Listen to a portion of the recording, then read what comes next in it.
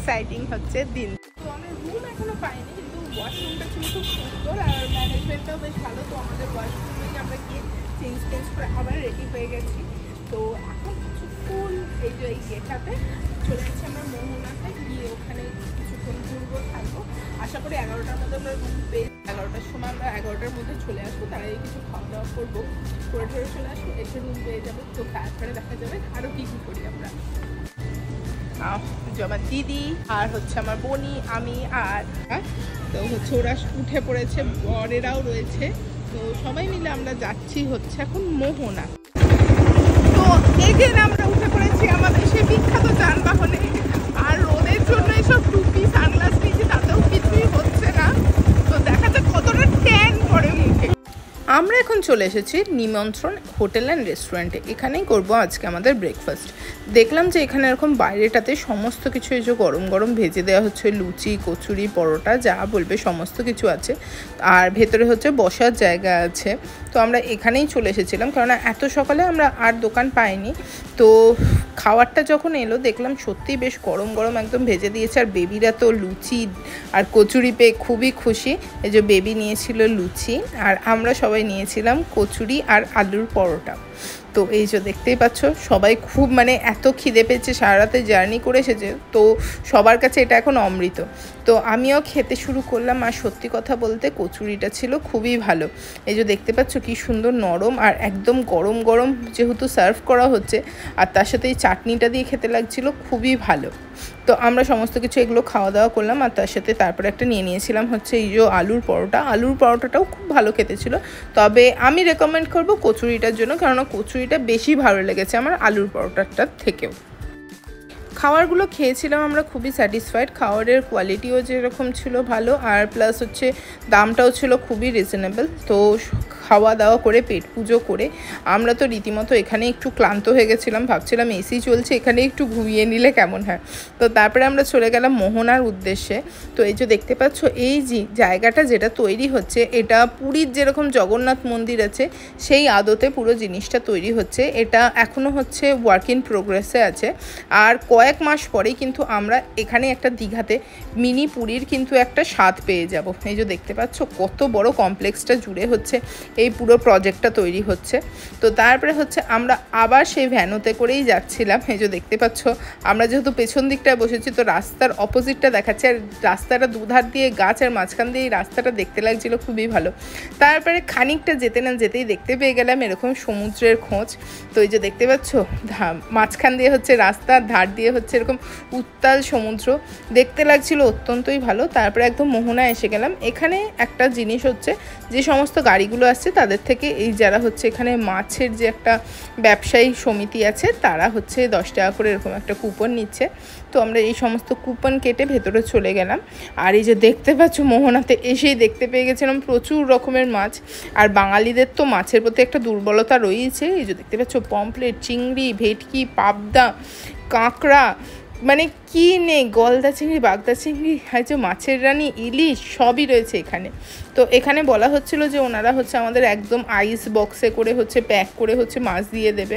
যদি কেউ 3 দিন মতো থাকো দীঘাতে, তারা হচ্ছে 3 দিন ধরে নিয়েও যেতে পারবে। বক্সে প্যাক করার পর হচ্ছে 3 দিন স্টে করে মাছগুলো। তারপরে দেখতে পেয়ে গেলাম প্রচুর রকমের শুটকি মাছ। আর মানে মাছগুলো দেখে মনে হচ্ছিলো নিয়ে যাই, কিন্তু আমরা যেহেতু আজকে এসেছি এখন বাড়ি নিয়ে যাওয়া সম্ভব না। তো আমরা মাছগুলো দেখেই মাছগুলোকে হচ্ছে মনের হচ্ছে কষ্টে টাটা বাই বাই বলে আমরা চলে গেলাম। তো এই যে দেখতে পাচ্ছ লোভনীয় ছিল সত্যি কথা বলতে মাছগুলো। আর তারপরে দেখতে পেয়ে গেলাম এরকম শাঁখা। তো শাঁখাগুলো ছিল এই সরু শাঁখাগুলো হচ্ছে 100 টাকা করে। বিভিন্ন রকমের শাঁখার ডিজাইন ছিল, বিভিন্ন ধরনের মাপের ছিল, তো যার যেরকম পছন্দ নিতে পারবে। তো এই যে এইটা হচ্ছে সরু আর এইটা হচ্ছে মোটা শাঁখা, এটা ছিল দাম 150 টাকা করে। তো আমরা এই শাঁখাগুলো দেখছিলাম আর নিয়েও ছিলাম এরকম একটা শাঁখা, আমার বোন আমাকে গিফট করেছে। তো শাঁখাটা কেনার পরে আমি যখন বাড়িতে আনলাম বুঝতে পেলাম এগুলো কিন্তু শঙ্খ দিয়ে নয়, মানে একটা কাস্ট দিয়ে তৈরি, যার জন্য এত কমে দিতে পারছেন ওনারা। তো তারপরে হচ্ছে আমরা চলে এসেছিলাম কিছু টুপি কিনতে, কেননা আমাদের কাছে টুপি ছিল কিন্তু বেবিদের কাছে ছিল না, আর ছিল এখানে প্রচণ্ডই রোদ, যার জন্য হচ্ছে আমরা বেবিদের জন্য হচ্ছে টুপি কিনে নিলাম। তো এই যে টুপি কিনে নিয়ে চলো এবার সমুদ্রের ধারে যাওয়া যাক। আর সমুদ্রের ধারে এসে একটুখানি পা না ভেজালে চলে। তো এই যে দেখতে পাচ্ছ একদম আমরা হচ্ছে মোহনায় সমুদ্রের ধারে এসে দাঁড়ালাম, কিন্তু এখন ছিল হচ্ছে ভরা জোয়ারের টাইম, যার জন্য এইখানটায় যে হচ্ছে সব হচ্ছে চেয়ার পেতে বসার একটা ব্যবস্থা থাকে সেগুলোও ওনারা রাখতে পারছিলেন না। মানে চিরপল থেকে চেয়ার থেকে সমস্ত কিছু মানে এত ঢেউয়ের স্রোত যে হচ্ছে সব ভাসিয়ে নিয়ে চলে যাচ্ছিল। এই যে দেখতে পাচ্ছ এক একটা করে ঢেউ আসছে, রীতিমতো বালি থেকে শুরু করে সব নিয়ে চলে যাচ্ছে।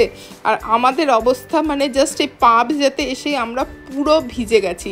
মানে আমরা তো অর্ধেক করে ভিজেছি আর বেবিরা তো পুরো ভিজে গেছে। মানে সকালে এক চোট ভিজেছে, আবার এখানে আর এক চোট।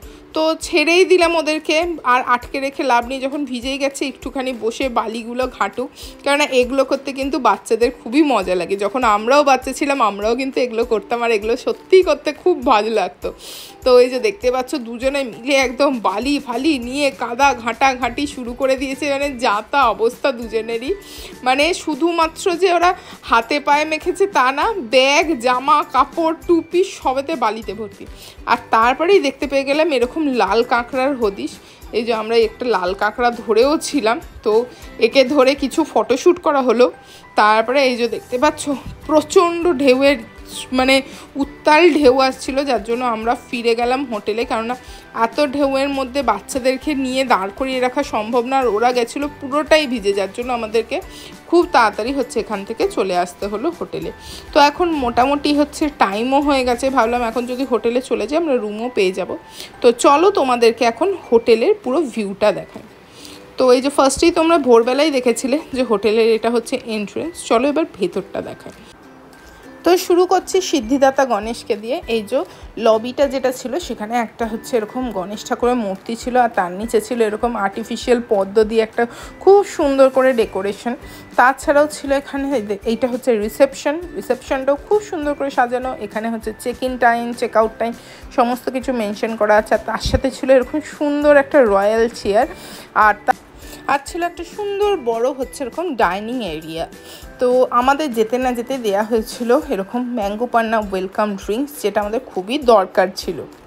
তো আমরা মোহনা থেকে চলে এসেছি। মোহনাতে আমরা বেশিক্ষণ থাকতে পারিনি, কেননা প্রচণ্ড জোয়ারের জল ছিল, তো দেখলেই তোমরা। তো যার জন্য আমরা হোটেলে চলে এসেছি। এখন বাজে হচ্ছে 10:15। এখনও হচ্ছে আমরা রুমটা পাইনি। অ্যাকচুয়ালি আমাদের রুমটা পাওয়ার কথা 11টার সময়, কিন্তু ওরা বলেছিল যে হোটেলে কথা বলেছিলাম যে 10টা নাগাদ দিয়ে দেবে। বাট এখনও যেহেতু চেক আউট হচ্ছে, তো আমাদেরকে বলা হলো যে একটুখানি এখানে বসতে।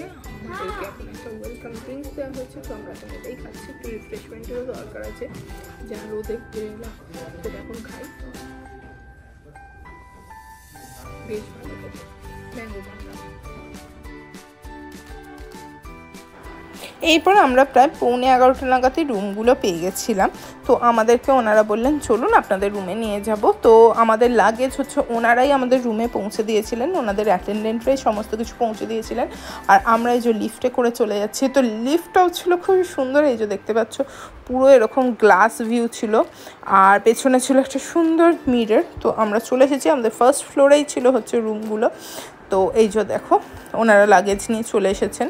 আর রুমের লক সিস্টেমটা ছিল ফুললি অটোমেটিক, আর তার সাথে ছিল প্রচুর রকমের সুইচ। এখানে এই যে কার্ড দিয়ে এই যে গেটটা ওপেন হবে, আর এই যে কার্ডটা দিলেই হচ্ছে সমস্ত কিছু লাইটগুলো জ্বলে উঠবে। আর এখানে তোমরা হচ্ছে সমস্ত কিছুর জন্য তোমরা রিকোয়েস্ট করতে পারো। এটা ছিল ক্লাসিক রুম, যার ভাড়া ছিল 3,300-600 টাকা উইথ জিএসটি। তো দেখতে পাচ্ছ এতে রয়েছে একটা ডাবল বেড, আর তার সাথে রয়েছে একটা ছোট সোফা, একটা টি টেবিল, এখানে রয়েছে টিভি, আর নিচে হচ্ছে সমস্ত কেটল আর টি সেট দেওয়া রয়েছে।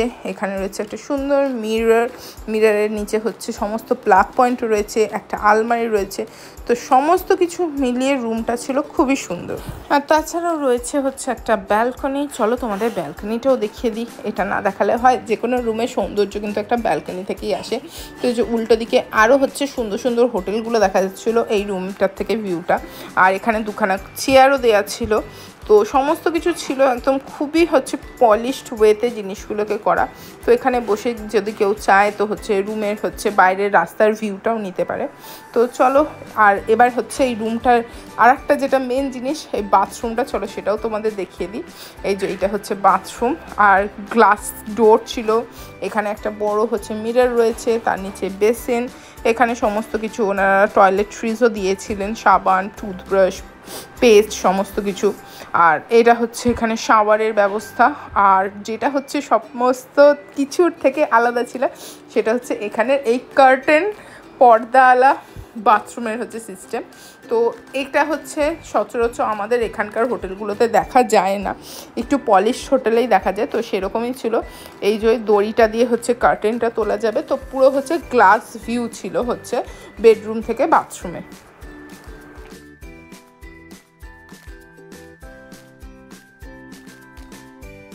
এটা তো ছিল একটা রুম। তো চলো আর একখানা রুমও দেখিয়ে দিই সেটাও কেমন।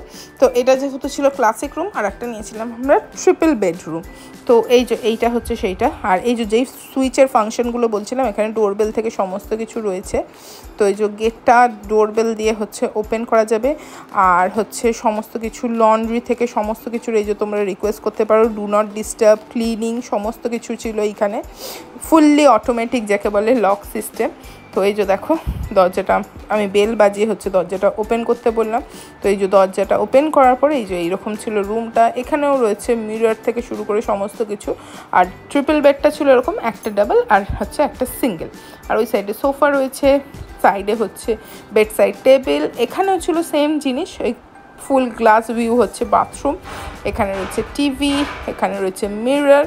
আর সমস্ত কিছু ফুল হচ্ছে প্লাগ সিস্টেমগুলো খুব ভালো ছিল, যাতে হচ্ছে সমস্ত কিছু হেয়ার ড্রাই থেকে শুরু করে হেয়ার ড্রায়ার মানে সমস্ত কিছু অ্যাক্সেসরিজ ইউজ করা যায়। আর এখানে সোফা, এখানে হচ্ছে টি টেবিল, তাতে একটা অ্যাশট্রেও দেওয়া আছে স্মোকিংয়ের জন্য। তারপরে রয়েছে হচ্ছে এখানে দেখতে পাচ্ছ ব্যালকনিটা। এখানের ব্যালকনি ভিউটা অতটা ভালো না, কেননা এই যে দেখতে পাচ্ছ এটা যেহেতু হোটেলটার ব্যাক সাইড। তবে আমার যতদূর মনে হচ্ছে যে হারে এখানে বাকি হোটেল তৈরি হচ্ছে পুরো কমপ্লেক্সটাতে, আর এইটাও আর হচ্ছে হয়তো মাস 6 পরে এলে এখানেও হয়তো আর এরকম ভিউটা থাকবে না। এইটাও দেখবো কোনো একটা হোটেলে হয়তো পরিবর্তিত হয়ে গেছে। তো এইরকম হচ্ছে বাকি হচ্ছে ফুল ভিউ। আর এই যে দেখতে পাচ্ছ দূরে কত হোটেল তৈরি হচ্ছে এখানে দীঘাতে। তো আমরা হচ্ছে এখন রুমে আসি। চলো এই রুমটারও হচ্ছে বাথরুমটাও চলো দেখে আসি। আমার বাথরুমটা সত্যি কথা বলতে খুবই পছন্দ হয়েছে। মানে যে কোনো জায়গার বাথরুমের একটা হাইজিনটা কিন্তু ফ্রেশ থাকা খুবই দরকার। তো এরকম হচ্ছে ফুল হচ্ছে ক্লিন বাথরুম আমার খুব পছন্দ হয় যে কোনো হোটেলে। এই রুমটার ভাড়া ছিল 4,480 টাকা উইথ জিএসটি। তো রুমগুলো দেখতেই পাচ্ছ তোমরা, যেরকম সুন্দর সেরকমই হচ্ছে সমস্ত কিছু ওয়েল মেনটেন্ড। তো এইখানেরও সেই একই জিনিস, আমি কার্টেনটা তুলে দেখাই। এই যে এইরকম হচ্ছে ফুল লুকটা হচ্ছে রুমের বাথরুম থেকে। আর এছাড়াও রয়েছে প্রচুর হচ্ছে অ্যাক্সেসরিজ দেওয়া আছে, যেরকম হচ্ছে একটা মিনি ফ্রিজ দেওয়া আছে এই যে এইটা। তো তোমরা ফ্রিজের মধ্যে চাইলে যে কোনো হচ্ছে ড্রিঙ্কস রাখতে পারো। এই যে ফুল হচ্ছে ফ্রিজের হচ্ছে ব্যবস্থা রয়েছে। তাছাড়া ওই যে চলো দেখিয়ে দিই যা যা আমাদের টি সেট দেওয়া হয়েছে। তো এই যেহেতু এটা 3টে রুমের হচ্ছে মানে 3টে ট্রিপল বেড ছিল, তার জন্য 3টে কাপ আছে। এখানে চা, কফি, সুগার, মিল্ক সমস্ত কিছু দেওয়া, একটা কেটেলও দেওয়া আছে। আর এই সাইডে দেওয়া হয়েছে 3টে গ্লাস, 3টে জলের বোতল। তো ওভারঅল বলা যেতে পারে যে আমাদের রুমটা খুবই সুন্দর হয়েছে। মানে আমার তো খুবই ভালো লেগেছে, মানে রুমটা যেরকম সুন্দর দেখতে, প্লাস হচ্ছে রুমের হচ্ছে কালার থেকে শুরু করে সমস্ত কিছু খুবই সুন্দর লেগেছে। তো চলো দেখা যাক বাকি স্টের এক্সপিরিয়েন্সটা ঠিক কেমন হয়।